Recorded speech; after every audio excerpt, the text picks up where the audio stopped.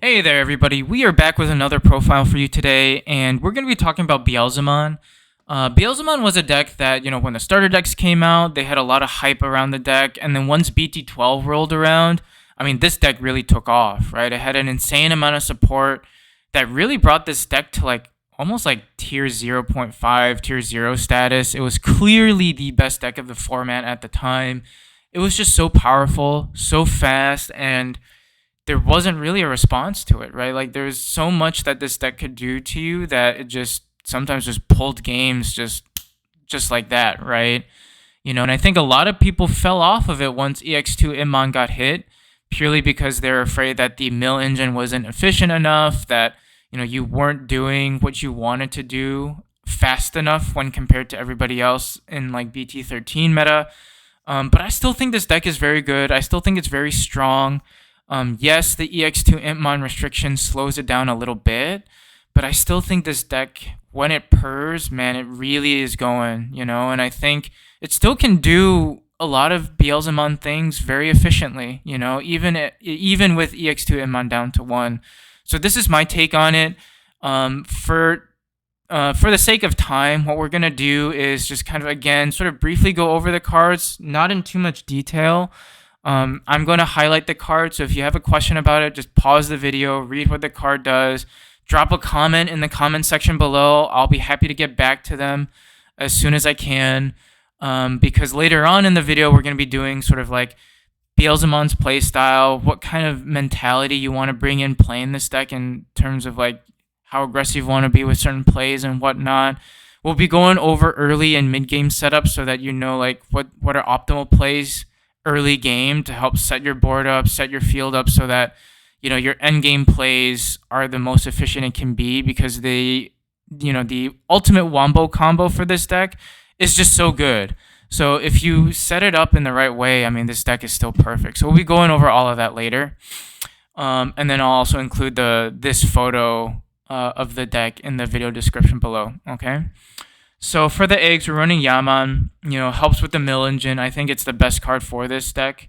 Pagumon was a consideration, but it's an on deletion, and you don't really care about on deletion as much as before with your new BT12 pieces. So that's why I'm just running 4 of the Yaman. Imp X-Antibody, you run out of 4 of. Great for recursion, and the inheritable is very good for continuing your mill engine within the stack. Run 2 of the on deletion Immons. I think this card has lost value with stunning and with Mirage Gal bouncing all these cards, so not as important as it used to be, but still a very good early game card to help set your trash up. 1 BT6 Immon to help with recursion, because it does let you pick up pieces from trash. And then, of course, 1 of the restricted EX2 Immon to help continue your milling. And then 4 of the starter deck Immon. Very good for late game because you can just warp straight into a Beelzemon. Also, it's inheritable to pop any pesky floodgates, level 3s that your opponent has on field. Can also be very helpful. Level 4s, we're going to be running 4 Wizard X-Antibody, 4 Wizardmon, and 1 Mushiamon. One thing I did want to point out for X-Antibody is that, and similar to Bell X-Antibody, is that if you go on top of a Wizardmon, you lose your trash to top 2 cards of your deck effect, so just keep that in mind. I love this card for the inheritable, so more often than not, I probably will be evolving this card in the back in raising, just because the inheritable, when paired with the Immon X-Antibody, is just very good, right? If you can imagine going into a Balmon, and then your top end, you're 1 attacking, you trash top 2, Immon X-Antibody, 1 attacking, trash top 2, and Yaman trash top 2. You're milling 6 off of 1 swing.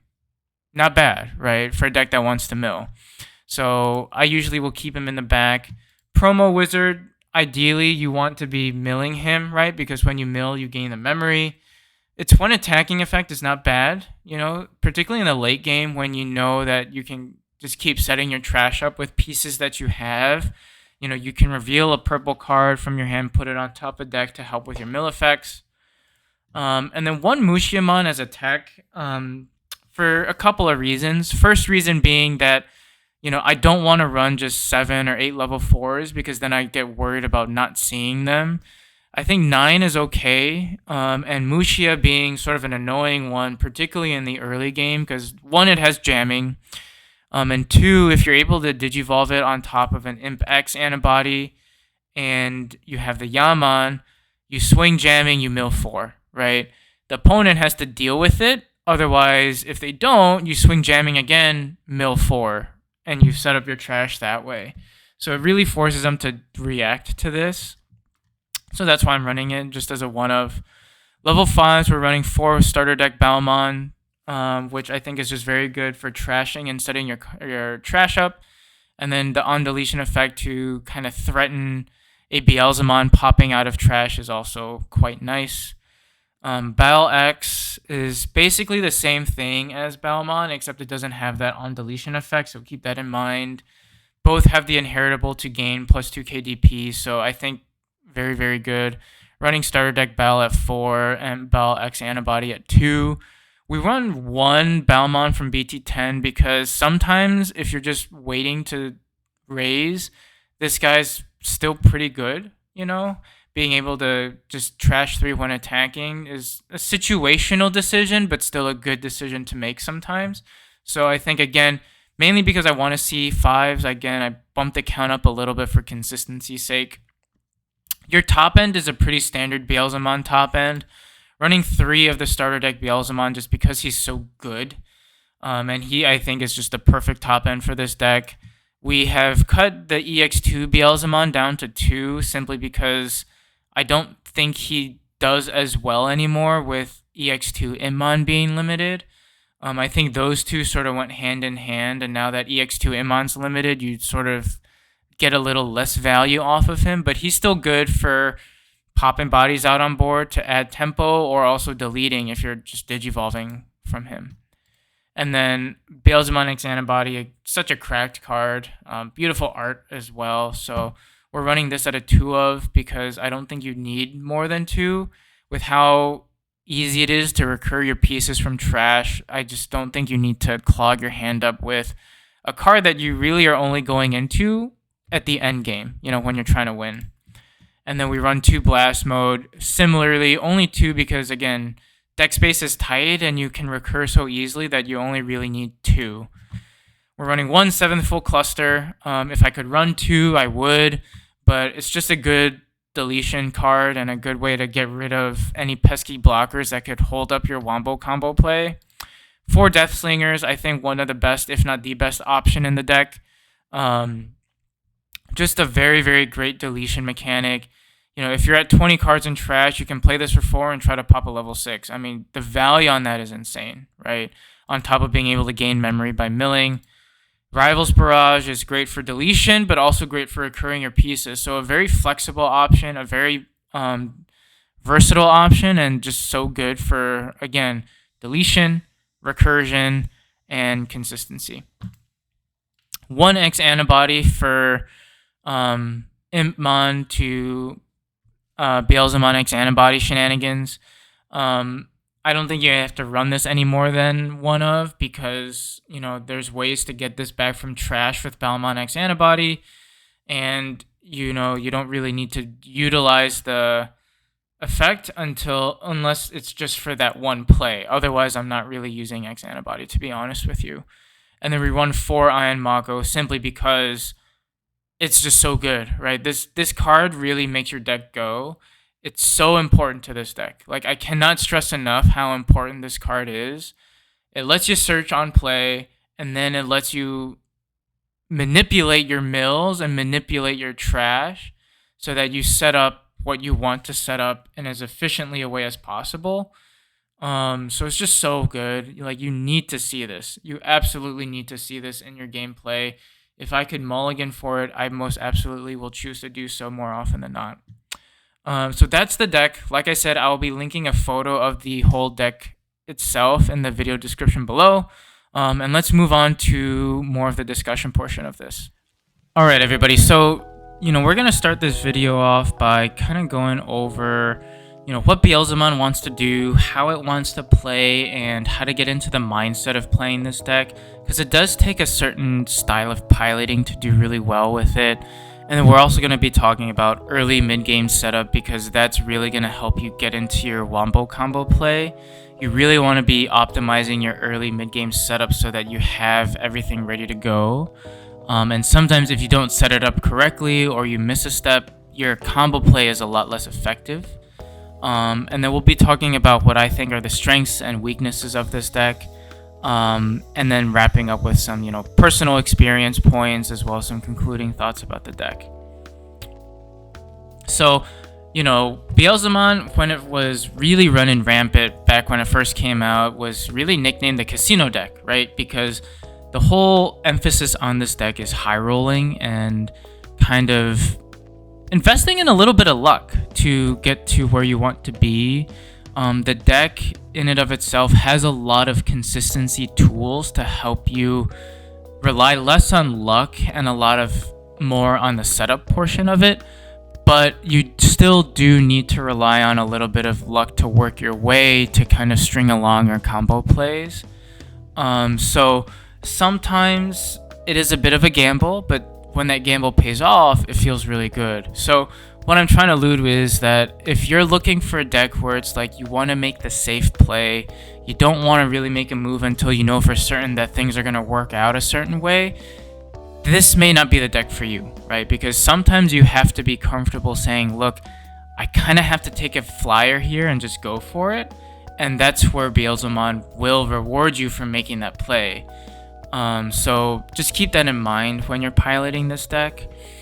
You want Iron Mako, the tamer from the starter deck. This is your truly your driving force behind all of your setup, all of your combo plays, all of it, because it really just ups your consistency to a very, very good place with this tamer. I think you will struggle to win any sort of matches in a best of 3 series without Iron Mako. So you really want to be seeing this card as early as possible. You want to be setting up your trash in a way, not just from a volume perspective, but you really want to be setting your trash up from a pieces perspective. So I like to think about it in a sense of that, decks that like to draw a lot, like for example, Hunters, Crossheart, where you're talking about consistency and draw power. Beelzemon takes that in a way where instead of drawing to hand, you're putting a lot of your pieces in trash. Because there's so many ways with this deck where you can pull stuff out of trash, where milling acts as your draw engine. So you want to be able to set up your trash in a way where you can both be flexible about drawing and pulling from trash. Your number, quote unquote, that you want to be hitting is about 20, and we'll go over a combo play that highlights why 20 is that number. But do keep in mind that, your draw power is actually really your milling in this deck. So sort of setting your game up, right?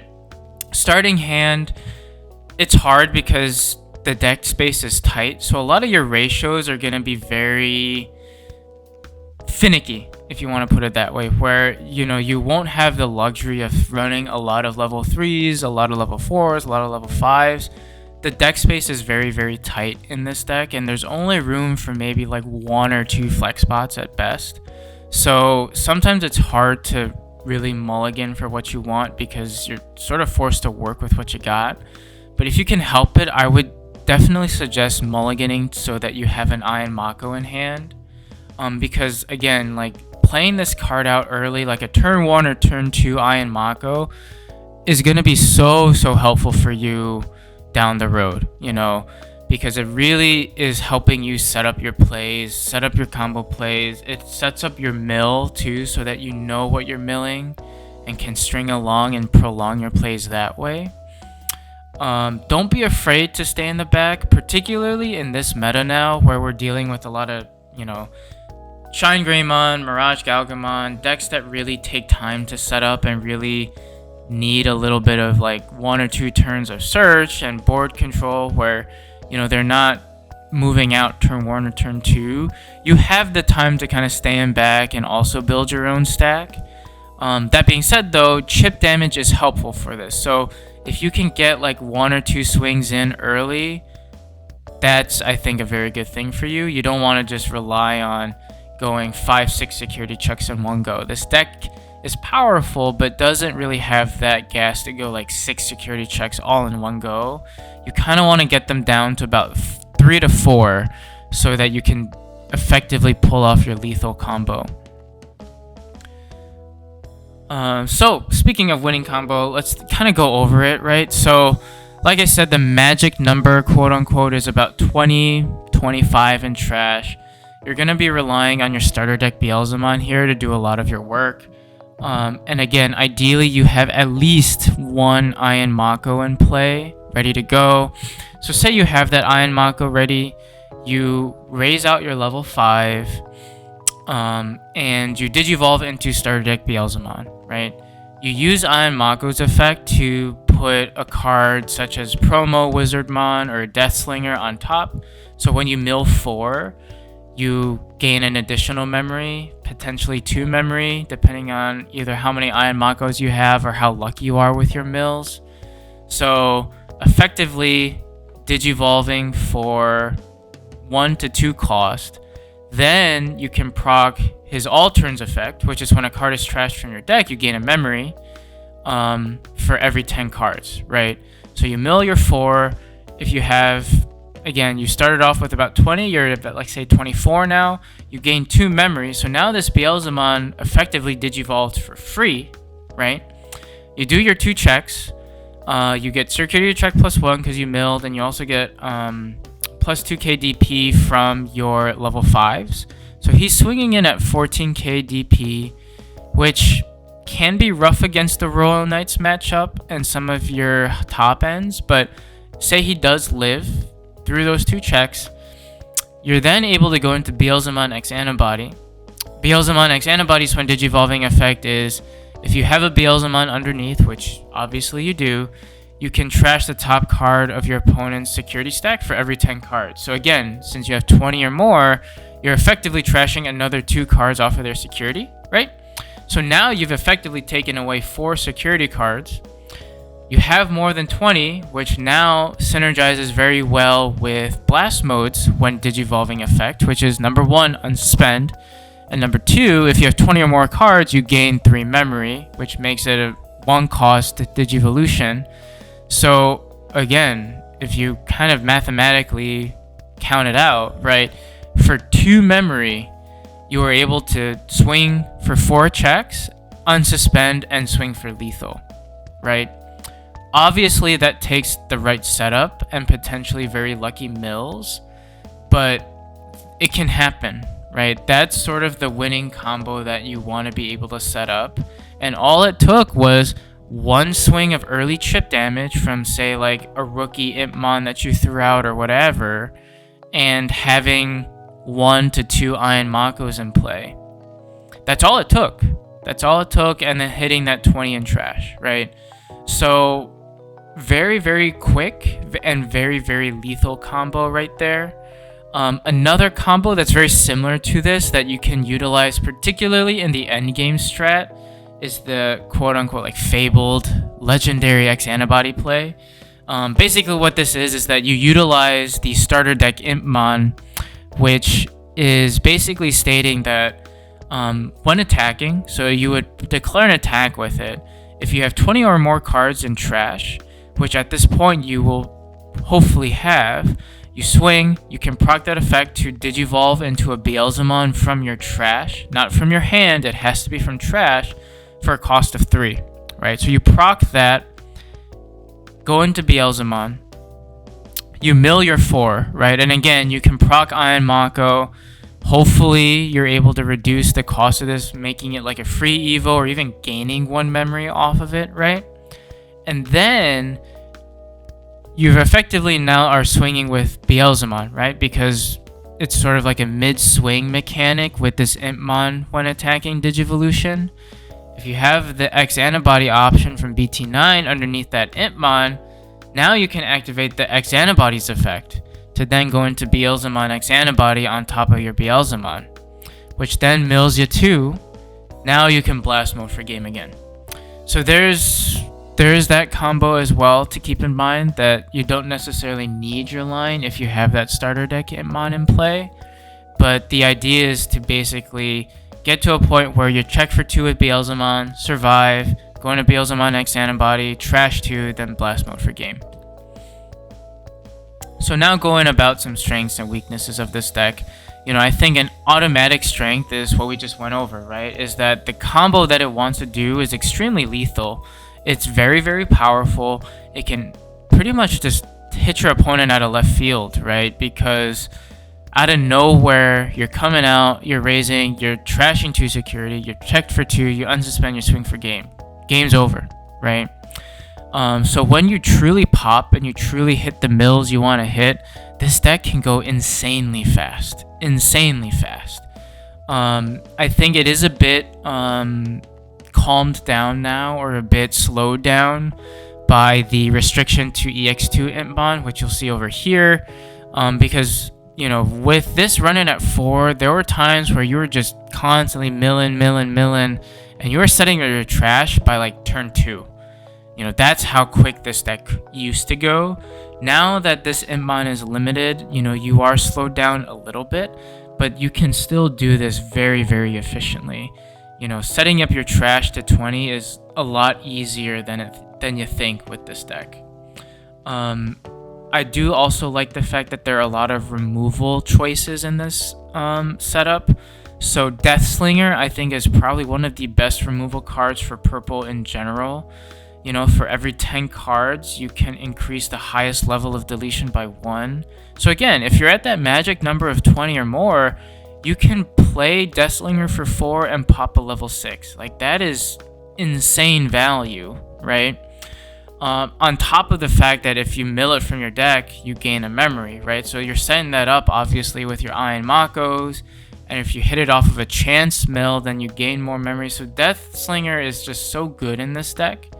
For what the mechanic wants to do. Rival's Barrage is also a very good option for deletion, because it basically just says you delete your highest level. Now, it also lets you pick up cards from trash, which is why it's also very useful.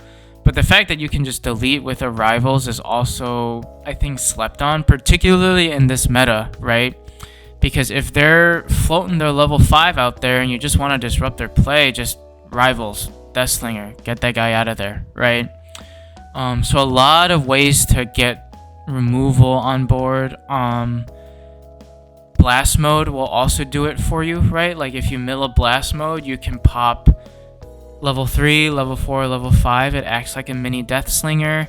7th full cluster will pop the lowest level Digimon, which again in OTK formats may be the only Digimon that's out there, right? So I think there's just so many ways to disrupt play that I think is very flexible, particularly in an OTK format.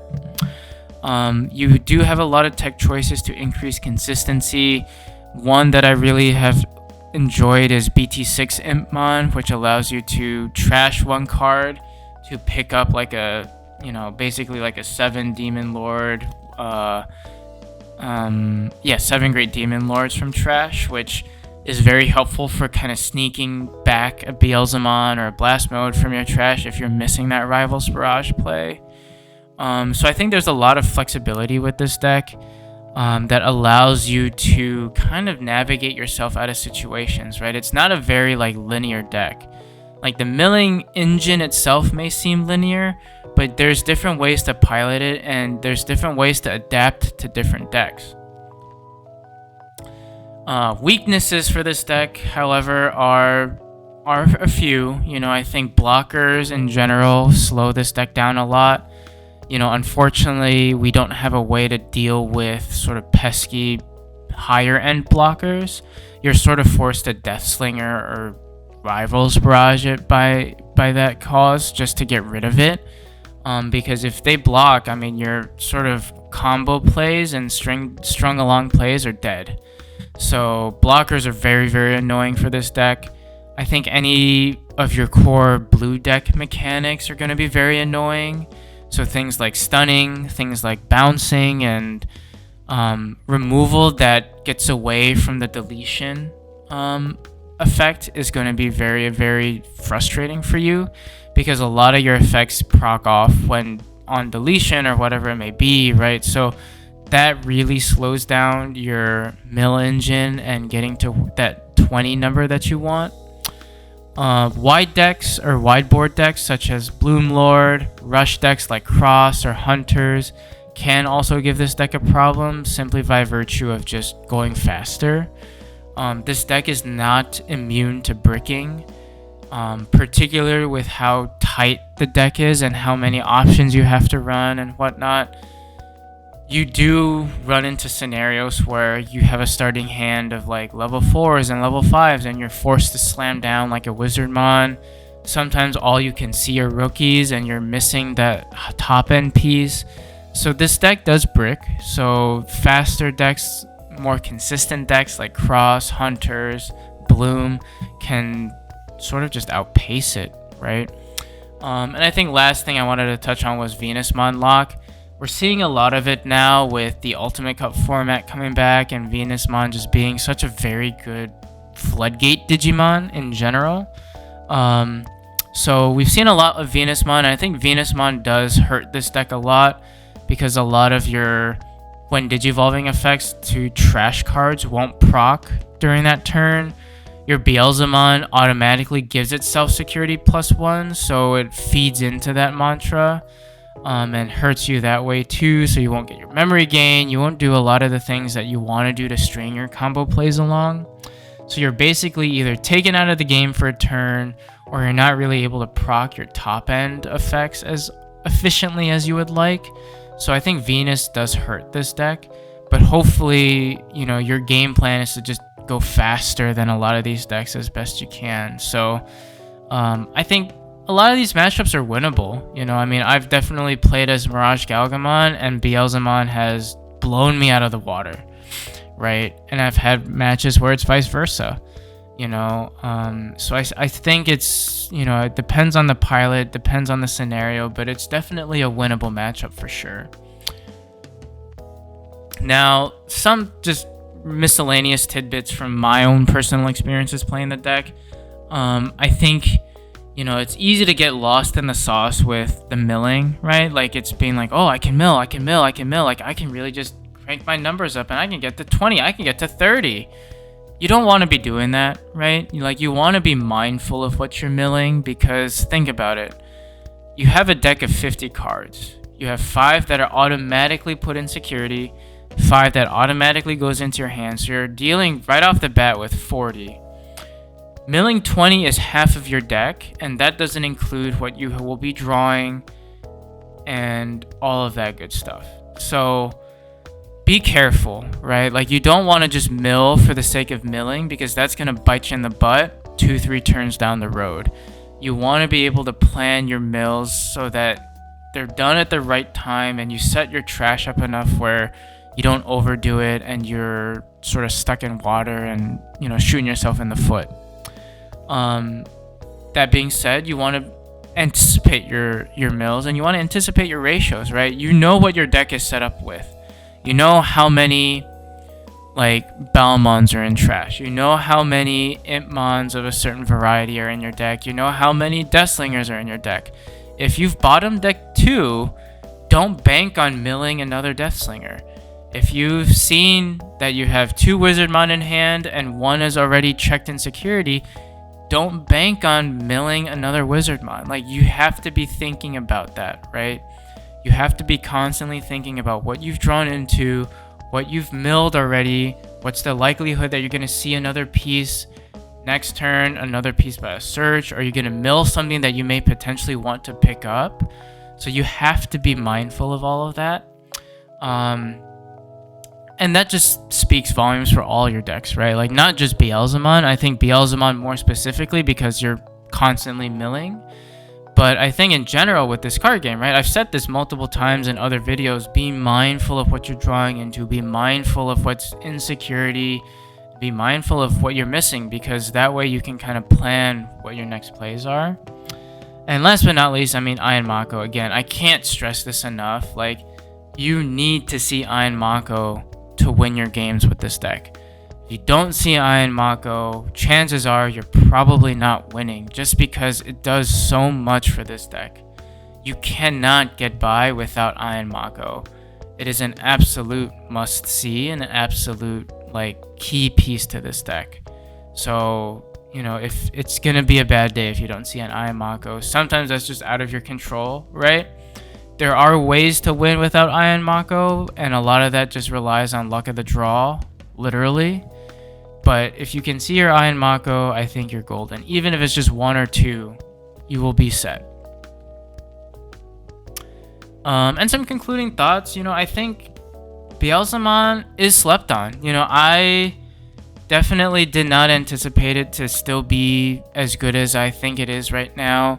I definitely was one of those folks where you saw the restriction list where they hit Imon to 1, and you're sort of like, well, this deck really kind of is now stuck in tier 2 category. I still think it could do some things, but maybe not as well. But I don't think that's the case at all. I mean, I think with 4 of EX2 Imon, this deck was preaching that borderline tier 0.5, tier 0 deck. I think the only thing that really held it back was some of that consistency that I talked about, right? Where sometimes you just were bricking really hard. But I still think with the right pilot, with the right sort of play style, and sort of a more